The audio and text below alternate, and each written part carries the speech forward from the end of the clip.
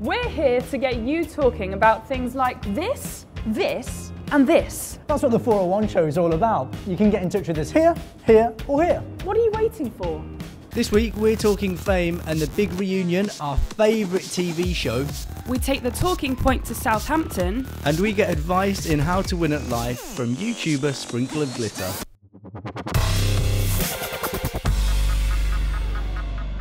This week we've come to Southampton. Fun fact for you, Carina.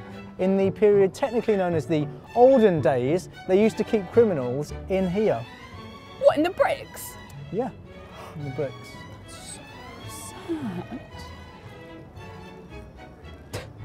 Hi, I'm Carrie Hope Fletcher and you're watching The 401 Show.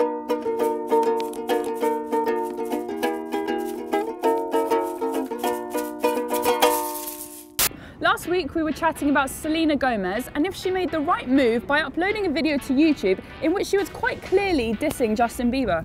Book Addict 95 says, singing about your ex seems a little petty, especially when you're famous with complaining about someone, then complaining about them to millions of people. That's just rude. We also spoke about Jessie J and her bold move for comic relief. Bright Light in the City says, I don't think I could ever shave off my hair for charity, so I salute Jessie J for her amazing work. Keep chatting, you need this.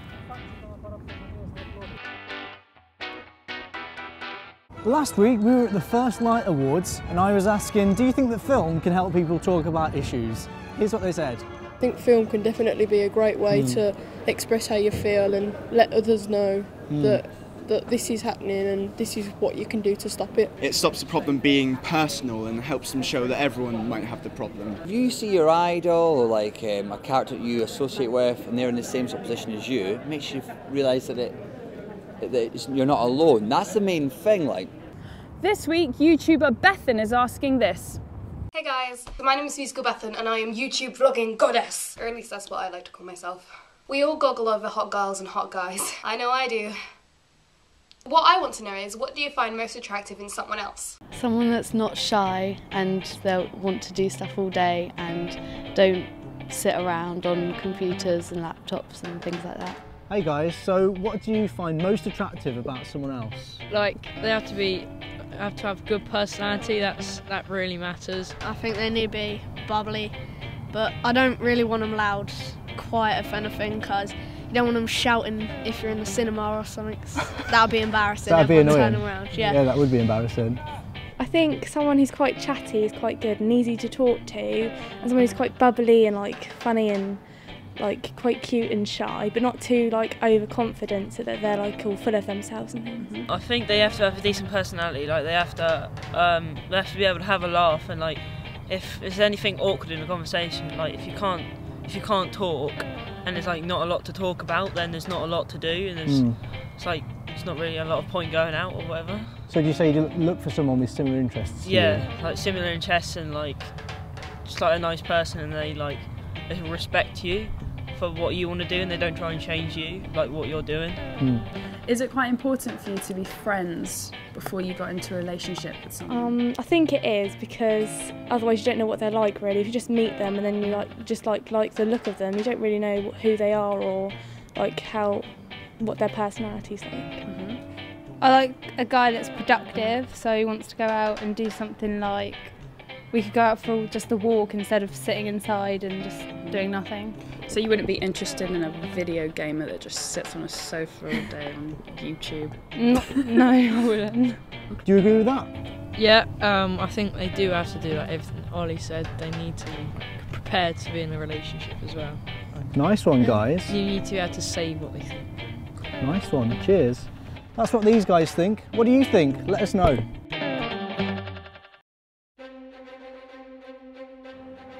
Now it's time for How to Win at Life. What's the best way to ask for a DMC with someone? In at number 5, just say, hey, we need to have a chat. Come find me when you have time, so they have time to prepare. At number 4, bring up something that happened recently in the media and then casually move on to your relevant problem. In at number 3, approach them with tea. At number 2, just go for it. If you put yourself in their position and think of how you'll react, it becomes a lot less scary. And at number 1, our top tip comes from YouTuber Sprinkle of Glitter. Hi, Hi, my name's Louise and I make videos on a channel called Sprinkle of Glitter, and today we're going to talk about asking for deep, meaningful conversations. A top tip before you approach someone for a deep, meaningful conversation is to be calm.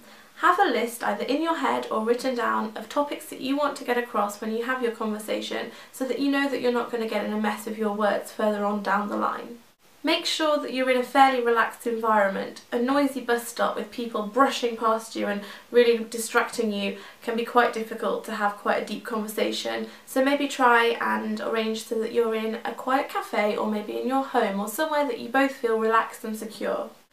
Deep, meaningful conversations can often be really difficult for both parties, as we just discussed, but if you both stay mature, confident, calm and open-minded, they'll often turn out pretty well and you'll be glad that you asked for one in the first place. I hope it goes well and good luck! It's Spinderella time! It's really cold and windy in Southampton on the docks.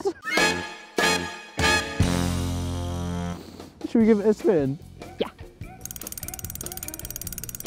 Oh, Duncan from Boy Band Blue. Loads of you guys have been talking about the big reunion this week. It's a TV series where a load of old pop stars are getting back together for a huge UK comeback tour. So I love this show. I have watched every single episode, but as much as I find it entertaining, I actually think it's really sad to watch because it's been painting the darker side to fame and the insecurities and the struggles that famous people have to deal with in the limelight, and it's really sad. Yeah, like there was Duncan James from Blue. Yeah. He recently revealed that he was gay, but for 3 years he hid a secret affair that he was having with one of his male backing dancers. Can you imagine having to keep something like that a secret? So sad. We had Manster who said, very brave but sad that celebrities are unable to live a private life. They shouldn't have to discuss their sexuality as it isn't any of our business. True, just because you're famous, why should you parade your sexuality around like a badge? Yeah, you shouldn't have to keep it a secret though either. No.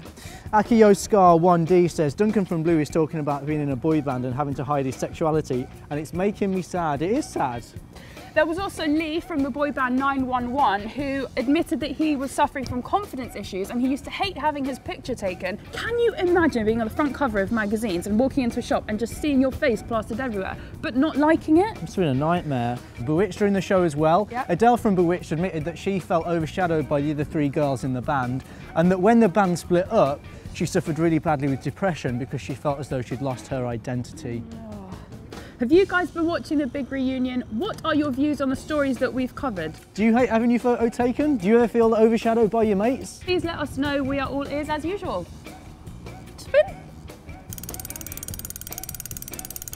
Oh, it's time for random comment. We love all your comments, they're great, but sometimes we just love the random ones you send in. That we do. This week, lol, I'm a potato said, Tom married 28-ish?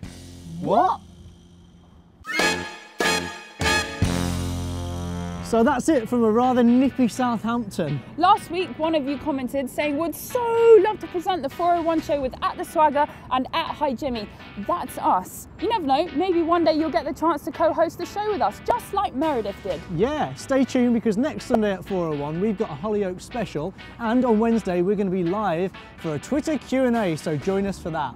But before that, a bunch of you have written in and asked to see this clip of us getting gunged again. Here you go.